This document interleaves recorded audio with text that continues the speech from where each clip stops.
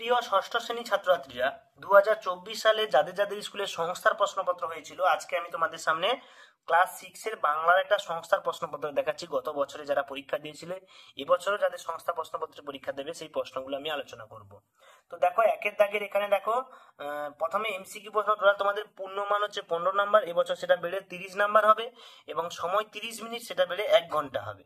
তো দেখো, এখানে একের দাগে 4টে এমসিকিউ প্রশ্ন দিয়েছিল। ড্যাশ মোর রক্তধারায় লেগেছে তার টান। দুইয়ের দাগে বলেছে আমি পশুর ভাষা বেশ বুঝি। এখানে বক্তা কে ছিলেন? ঠিক আছে, এখানে জানো তোমরা পশু পাখির ভাষা অধ্যায় থেকে দিয়েছে, কে পশু পাখির ভাষাটা বোঝে। তো তোমরা অ্যান্সার গুলো আমি এখন বলছি না, তোমরা বাড়িতে প্র্যাকটিস করো, কতগুলো অ্যান্সার দিতে পারছো এই প্রশ্নপত্রে সেগুলো করবে। যেগুলো অ্যান্সার পাচ্ছ না আমাকে কমেন্টে লিখবে দাগ নাম্বার দিয়ে, আমি অবশ্যই সেগুলোর উত্তর দেবো। তিনের দাগেটা বলছে ঝিরঝির বৃষ্টির পর কবি কোথায় পা দিয়েছিলেন? কুমোরে পোকা ডিম পাড়ে কোন মৃত মাকড়সার উদর দেশে, কুঠুরির মুখে, মাকড়সার পায়ে এবং কুঠুরির মেঝেতে। কোথায়? পাইন গাছ দাঁড়িয়ে আছে কোথায়? পাইন কোথায় দাঁড়ায়? জলাভূমিতে, মরুভূমিতে, বর্ষা অরণ্যে, না বুনো নগ্ন পাহাড়ে? পাইন গাছ কোথায় হয় তোমরা অবশ্যই জানবে, যারা পড়েছো যে পাইন দাঁড়ায় আকাশে নয়ন তুলে, এই অধ্যায়টা। দুইয়ের দাগে দেখো, এখানে 3টে করতে বলেছে কিন্তু 5টা দিয়েছে। আমি কথা দিয়ে এসেছি, কবি কাকে কথা দিয়ে এসেছেন? কুমোরে পোকা একটি কুঠুরি তৈরি করতে কত সময় নেয়? মন ভালো করা কবিতায় কবি মনে কোন প্রশ্নটি বারে বারে এসেছে? ভর দুপুরে অসত্য গাছের তলায় কে আঁচল পেতে ঘুমিয়ে থাকে? শঙ্করের বাবা স্কুলে আসতে পারবেন না কেন? এই হচ্ছে তোমাদের দুইয়ের দাগের প্রশ্নগুলো। তিনের দাগের দেখো, 1 নম্বরে 3টে করতে বলেছে, দিয়েছে 5টা। বিজ্ঞাপন পেয়েছে হ্যান্ডবিল, বক্তা কে? তারপরে খাঁটি হলে আটসে হিসেবে দাম কত পড়বে? এই নিয়ে রোজ মারামারি, কাদের মধ্যে মারামারি হয়? পয়সা পেয়ে কাকের ফুর্তিতে কাক কি করলো?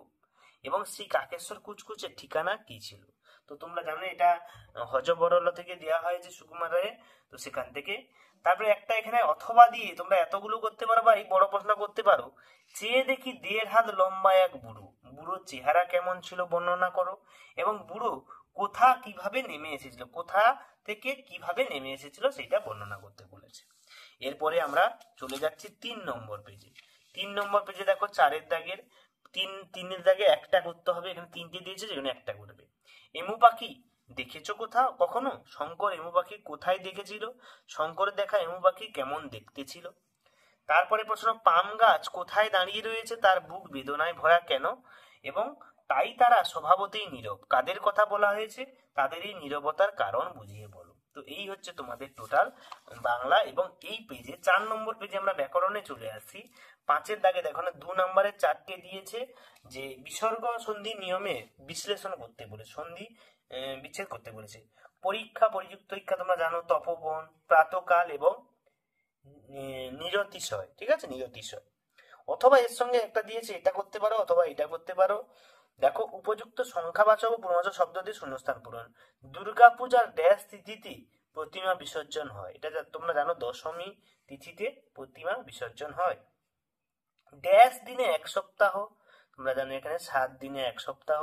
রামবাবুর মেয়ে মাধ্যমিক পাশের পর একাদশ শ্রেণীতে ভর্তি হয়েছে। তা মাধ্যমিক পাশ করলে কোথায় ভর্তি হয়? ছাত্রছাত্রীরা একাদশ শ্রেণীতেই ভর্তি হয়। তো এই হচ্ছে তোমাদের টোটাল বাংলা বিষয়ের প্রশ্নপত্র। তোমাদের সমস্ত প্রশ্নপত্রগুলো পাওয়ার জন্য চ্যানেলটিকে ফলো করে রাখো। আমি একের পর এক প্রশ্নপত্রগুলো নিয়ে আলোচনা করব। দেখা যাচ্ছে পরের ভিডিওতে, পরের প্রশ্নপত্র নিয়ে আলোচনা করা হবে।